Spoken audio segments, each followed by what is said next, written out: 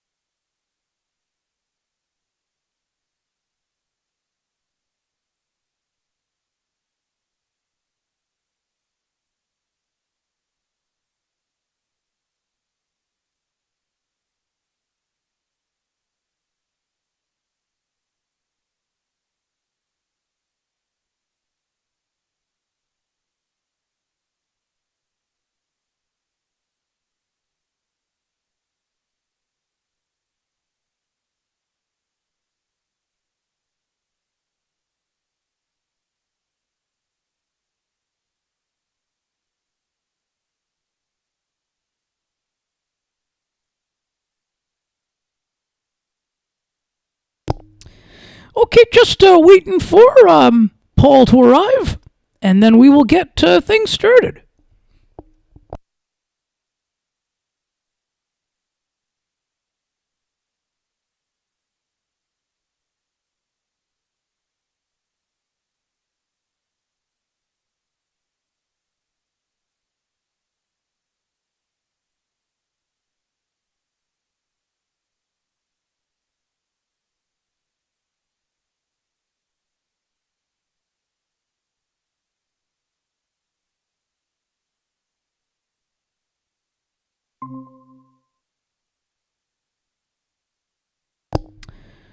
Hey, Paul, how are you? I'm fine. Everything going well? Pardon me? Everything going well for you? I'm managing. I'm okay. How are you? Oh, I'm pretty good. I apologize for being late, cutting it so close. Sorry. Oh, no problem, no problem, no problem. You made it in like you made it okay, no problems. Yeah, it took me a while to figure it out. I'm not the most tech-savvy person in the world, but I'm trying to change that.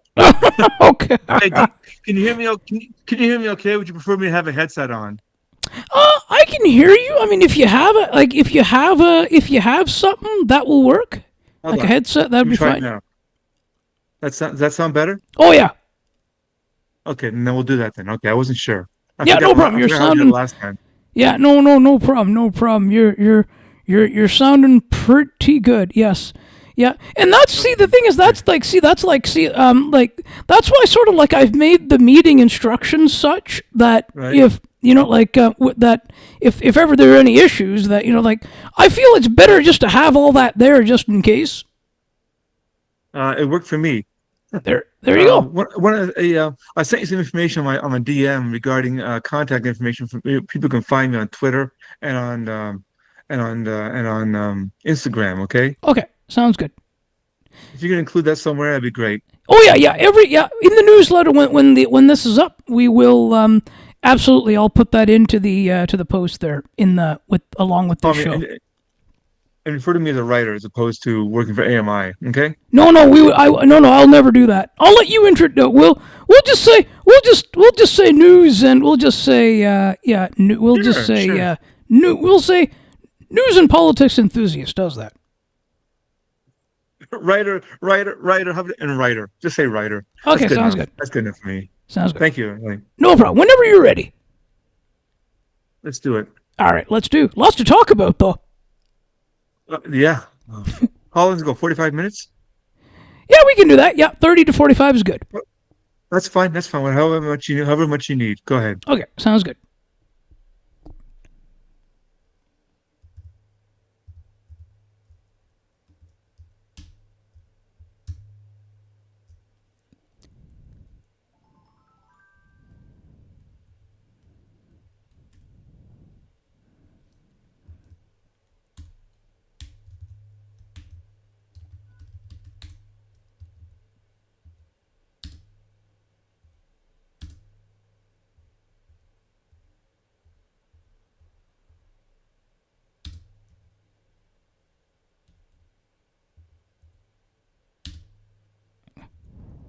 Okay, we're starting the recording in 1, 2, 3.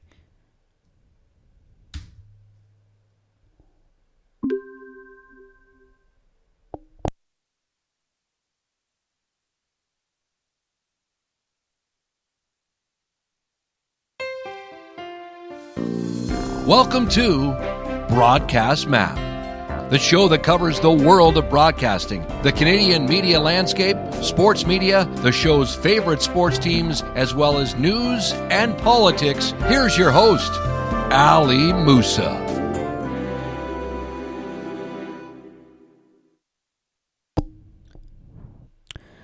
Good evening. On Thursday, August the 7th, 2025. I am pleased to be bringing you the show tonight. I am joined by Paul Daniel to talk some politics tonight. Paul is a writer. Paul, I want to take this opportunity to thank you so much for joining me tonight. This is your second appearance on the show, and I appreciate it. First of all, Ellie, it's good to be here, and thank you for the invitation. It's always a pleasure. Oh, it's certainly my pleasure. I want to start I want to, because it's been a while since we've had a chance to chat some news and politics. I kind of want to go back and I want to kind of get your perspectives on what has happened so far. I want to start with the whole Justin Trudeau resignation.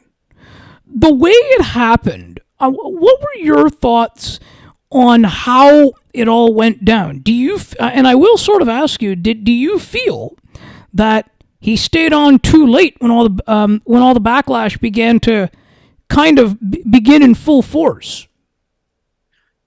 You know, it's a common problem for many politicians. They don't know when to leave the stage, and I think Mr. Trudeau he'd done 9 years, almost 10, 9.5 years, and I think he felt he had one more election in him to win. The problem was the numbers just weren't in his favor.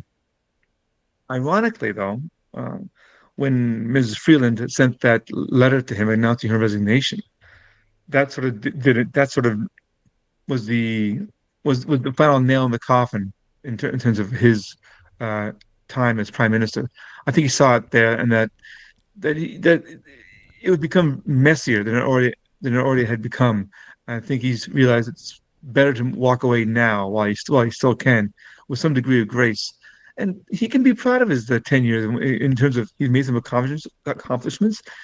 People can debate the value of it and how good it was, or what it did not do, or how well he did. I think overall, like any prime minister, he has his good points and his weaknesses. That's all prime ministers. The exceptional ones are the ones who go above that, and those are very rare.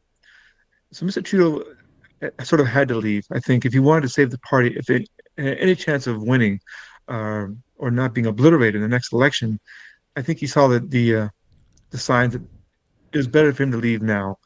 And as it turned out, I think as it turned out, it probably was for the best for himself and also for the party in terms of the parties wanting to win the next election. And if we fast forward to today, that's actually what ultimately happened. Sure. In a minority situation, well, just short by maybe a couple of seats, but yes, it did happen. Mm. And I think it wasn't he didn't want to go. Of course, no politician wants to leave. They want to No. leave on their own time. However, as I say, he saw the reality, what was happening, and is this a fight worth carrying on? And maybe he realized maybe it's just time to walk away while he still can with some degree of grace. And he did. He resigned. And it turned out the last few weeks of his time as prime minister were pretty good. The numbers were actually beginning to improve for him a little bit and for the party in light of the uh, Trump's Trump's tariffs and Mr. Trump's tariffs and also his constant use of the phrase 51st state. It just it sort of softened the blow of leaving for Mr. Trudeau, I think. Yeah, no, what are your, yeah, no, exactly. Yeah, that's certainly it, isn't it? But what do you think, like, with this whole thing, do you feel, like, see, if we first see the trade war here, do you feel ultimately that is still what Trump wants? Is Canada to be the 51st state? Like, because he's not getting what and it's obviously not going to happen the way he wants it to happen. But is it fair to say in our minds here that that is what he wants because he put a higher tariff on for Canada? Trying to read what's inside Mr. President Donald Trump's mind is a very hard thing to do. Uh, it's very hard and dangerous. I think for him, it's a tactic. It's a tactic to get people distracted, riled up, and hope that they can make mistakes, put them on the defensive. Whereas he's coming all offense, going full throttle, no apology. Something he's done his entire career as a politician and as a businessman. He's no apology, just keeps moving forward, says whatever he wants to say, and the consequences, well, he'll let someone else pay the price. It's just usually his style. And for him, it's been successful. I'm not saying other people have succeeded as well, but it has succeeded for him. I don't think he really seriously thinks of a 51st date. Does he want it? Who knows? Who knows, Ali? I mean, Canada certainly has a lot to offer, but Yeah. the question not really is does Trump want Canada's 51st state? Does Canada want to be part of a 51st state? That's the real question. I think the answer to that is a resounding no. No, I don't want to see that. Certainly, certainly. But I mean now, like, see, but the thing here is though, but we're seeing now, I don't, and you also see it, either online or on air too, where you see a lot of these, like, a lot of even like some Canadian companies and whatever, and like you're seeing a lot of this buy Canadian, shop Canadians, keep our dollars in Canada, but and also the term elbows up has been also coined. How Hmm. like, but see, as the economy, of course, Canada's economy is not great if you look at it. Hmm. Is It's it yes, sort of a case though, like now that how long is it like is this elbows up stuff, is it going to diminish, like, as things, like, if things continue in this way, do you, like, in terms of with these higher tariffs and that sort of thing? how long this elbows up, this attitude among Canadians will stay.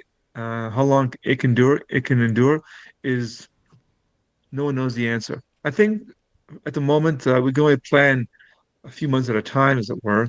And I think, to tell you the truth, if I may be so candid, for as long as Trump is president, he continues this. I think Canadians don't like being pushed around. As Don't like being pushed around. We're polite, we're friendly, but we're not pushovers. And I don't think it's the first time in modern times a U.S. president has talked this way about Canada, and the Canadians don't appreciate it. They don't like it, and it's disrespectful. I think they find it disrespectful and even hurtful from a country they always felt to be an ally, a friend. How long it can last? Well, so far it seems to be holding up for the most part. Hmm. Travel and tourism to the United States has gone down considerably, and we see people are not traveling the States, they're not buying in the United States. Um, uh, we're we're, being, we're holding our own in that respect. Uh, and of course, we're putting countervailing tariffs on items that Americans will have to deal with. So these, and towards the tariffs that Trump is putting on, that Americans will have to pay, and of course, we're going to have to pay our own.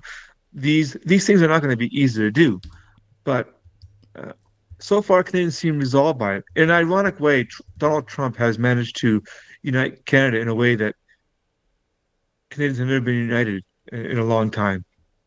It took someone such as him to do that, but so far Canadians so far seem resolved for that. I wouldn't be surprised if it slips a little bit because it can be called fatigue can set in eventually.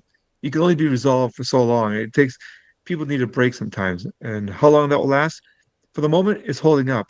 The truth is, there are 35 to 38 U.S. states that have Canada as their largest trading partner.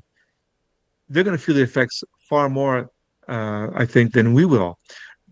Doing business with them, they're going to feel it. I mean, how long can they hold out? That's a question that someone should be asking those governors in those states. How long can you hold out without us dealing with us?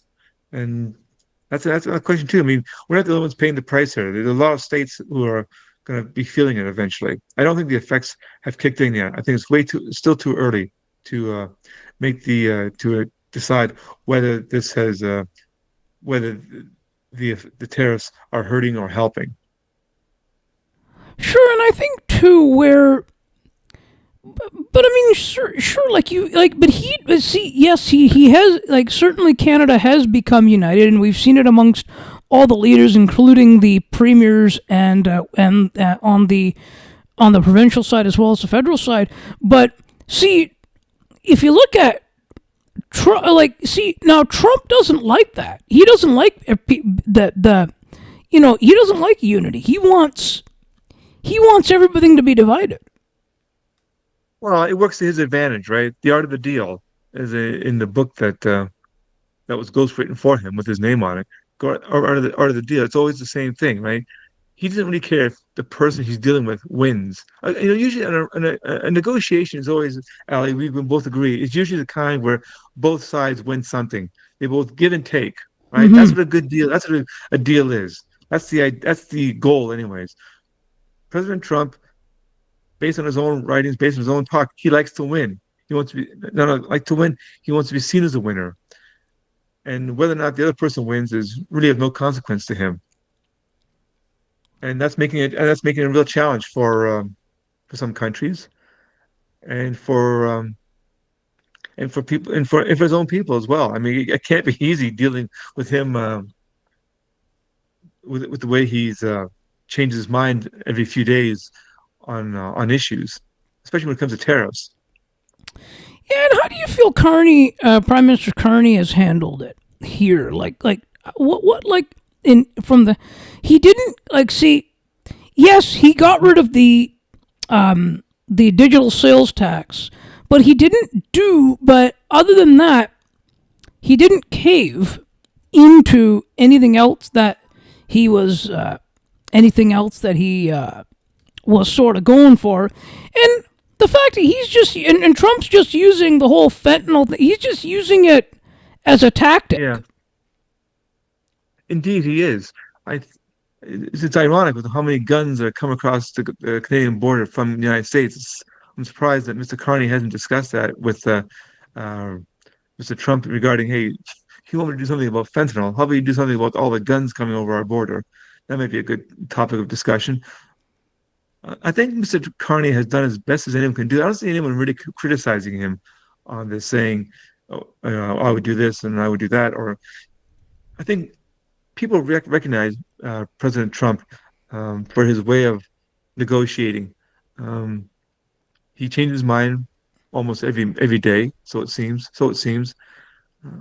He's demonstrated in the past that his signature can't be trusted, his word can't be trusted, and his handshake isn't any good. I mean, he's shown clearly that he's in it for himself, and whether or not, as I say, to be a winner, whether or not the person he's negotiating with is a winner, is irrelevant to him.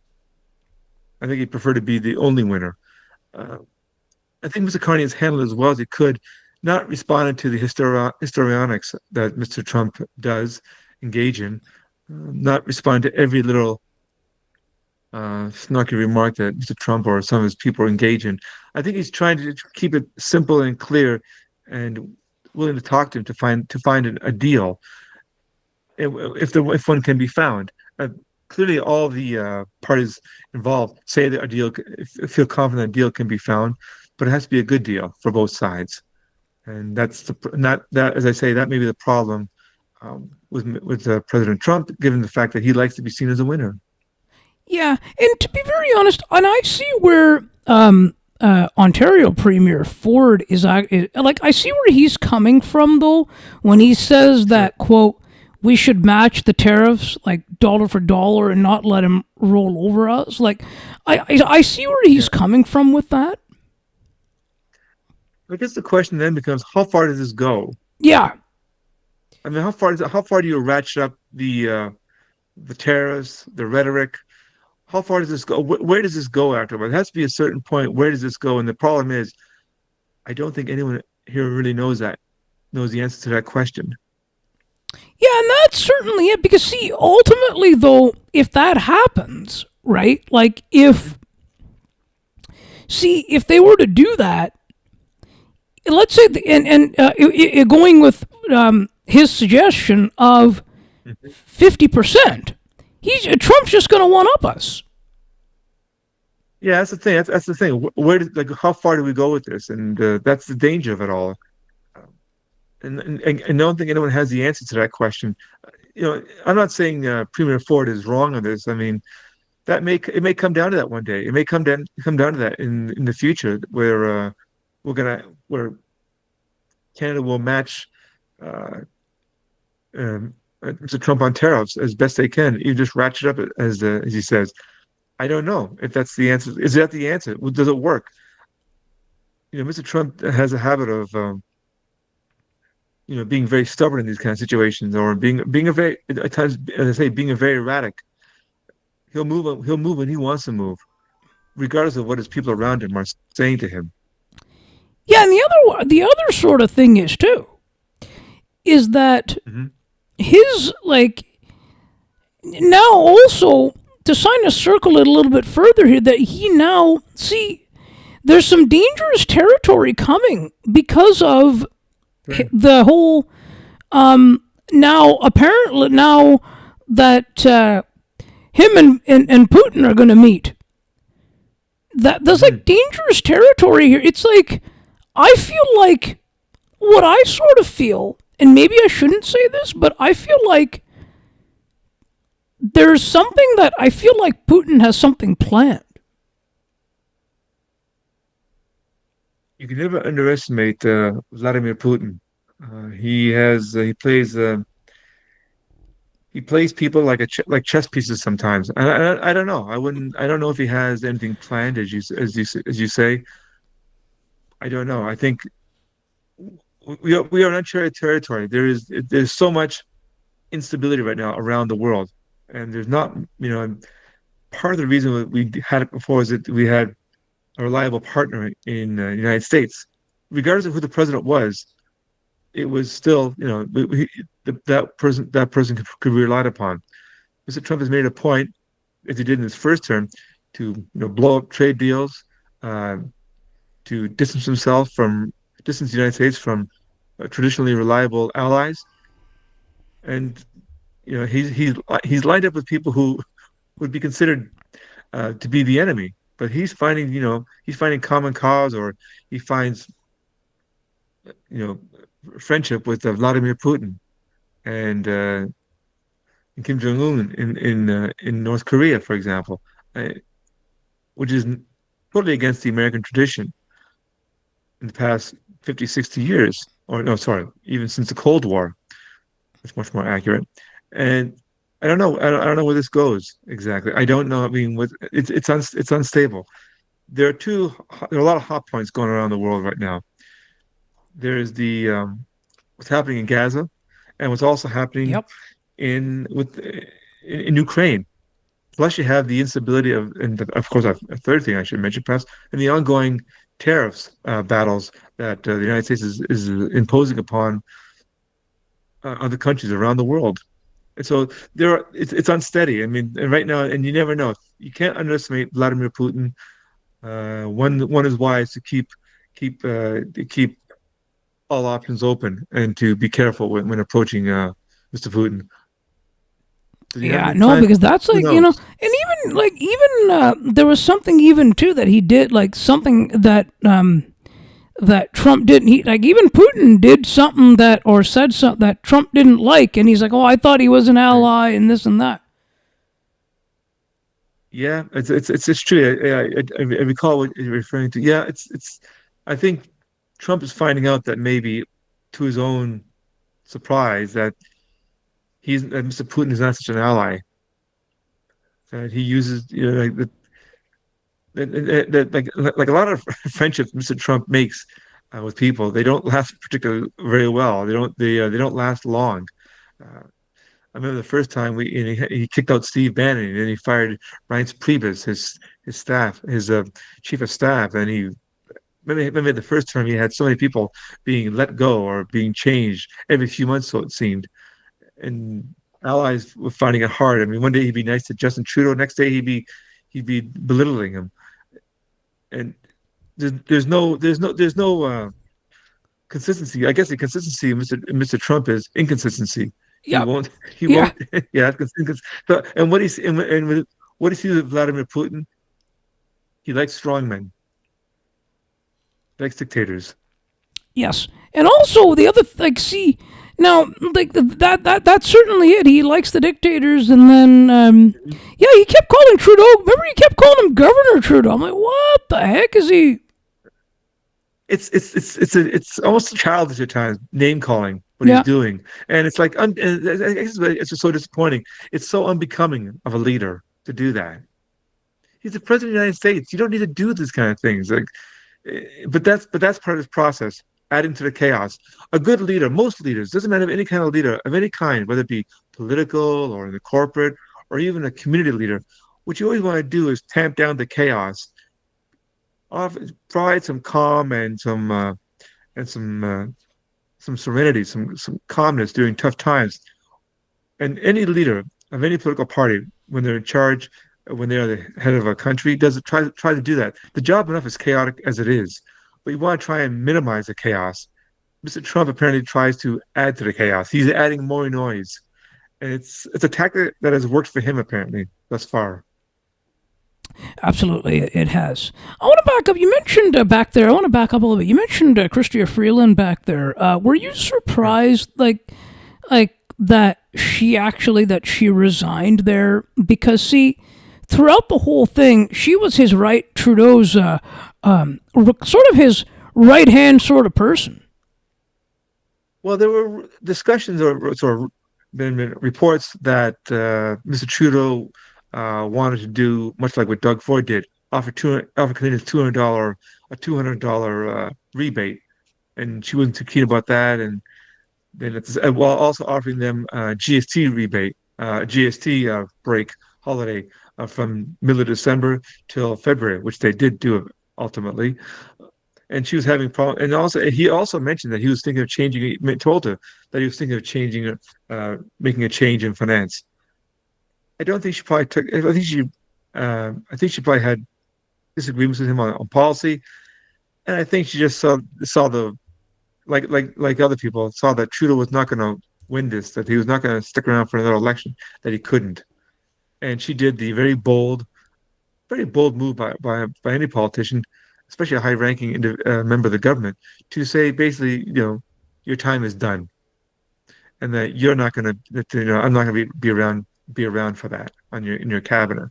And yeah, it was surprising that it came from her, but at the same time, it was surprising that Mr. Trudeau was thinking of replacing her. I mean, she had been pretty loyal to him, and I just think they wanted someone else, which is his prerogative as prime minister. I just think that it was pretty rough. I mean, politics can be a blood sport sometimes, and I think just that was a nation that was her time to experience that kind of rough nature of being in politics. Did he go with Dominic? Now he went with Dominique LeBlanc as his to replace her as finance minister. That was a little bit of an interesting move too. I mean, is it in a sense though? I felt like he did that because because he was the one because he'd be the one to kind of that would always support him and be on his side. Well, that's the thing with any prime minister, right? You want people who are on your side to be in your cabinet, right? Who are going to back you up. And it seems that Ms. Freeland was no longer willing to back him up. And again, it's his right as prime minister to choose who he wants in his cabinet. He wanted to make a change, and she went out, uh, you know, in a big ball of flame there, to in a big ball of fire to say that she wasn't going to stick. She wasn't going to, his time was over. She beat him to the punch. She beat him to the punch, saying, "Okay, I'm out." Before he could replace her, she quit. I mean, she took. That's a bold move. And the letter that she wrote at the time in December was quite provocative by her standards, by political standards. Yeah, it was, and I feel like in like yeah, and certainly that certainly was sort of the thing. Now, certainly, I mean, I think it's going to be he certainly had a long a career there in. I think it'll be interesting to see what's next for him. Oh, Justin Trudeau? That's right. Justin Trudeau. Well, yeah, I mean, right now, people are following him now because he's out of Katy Perry concert. I was just going to say Katy that. Perry, apparently, which is okay. It's it's his private life. He can do what he wants. Sure. Then again, maybe he just wants to. He has plenty of time to decide what he wants to do, and what he wants to accomplish. Rest of life. Still, he's not an old man by any means. But he's still got something to contribute if he wants to. Who knows? And I've not heard any indications or any signs of what he wants to do. He still has time, and he needs time to unwind after a very hectic and very demanding 9 years as prime minister. Yeah, and then there was also there was a whole his separation with Sophie and all that stuff too. It's tough. I mean, that's nobody's cheering that. I mean, that's just tough. I mean, it took a toll on him. His marriage, right? Much like his father had the same had the same situation, went through the same situation. It happens. It's unfortunate, and a lot of politicians who are people in public life face the same problem. Their marriage takes a real toll on the family and on their marriages. It's not easy, and being prime minister, especially during the middle of a pandemic, is not easy. It's incredibly demanding, and so no one knows what happened exactly. And, it's only it should stay between them. Yeah. But, the only thing that we do know is just what's out there in public.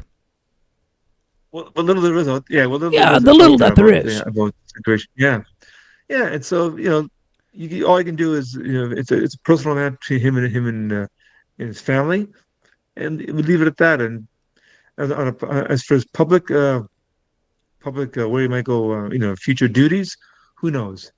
He has many options. I mean, he's still very well liked outside of Canada and in Canada too. It's not that he doesn't have any supporters in Canada. He does, and I think he's liked internationally. You never know. He might. Someone mentioned he might get a job at the United Nations. I heard that too. Be an interesting role. I've heard that. In what capacity, I have no idea. Yeah, it's going to be interesting, isn't it?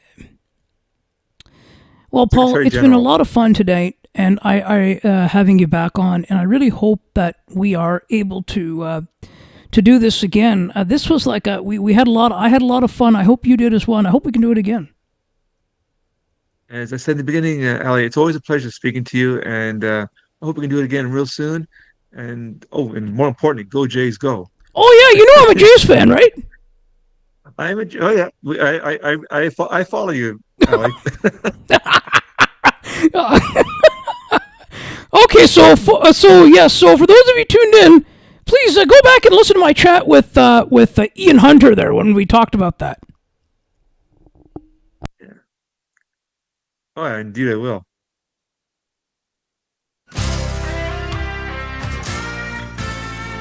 Thank you so much for listening and/or watching Broadcast Map. To learn more about the show, please visit broadcastmap.ca.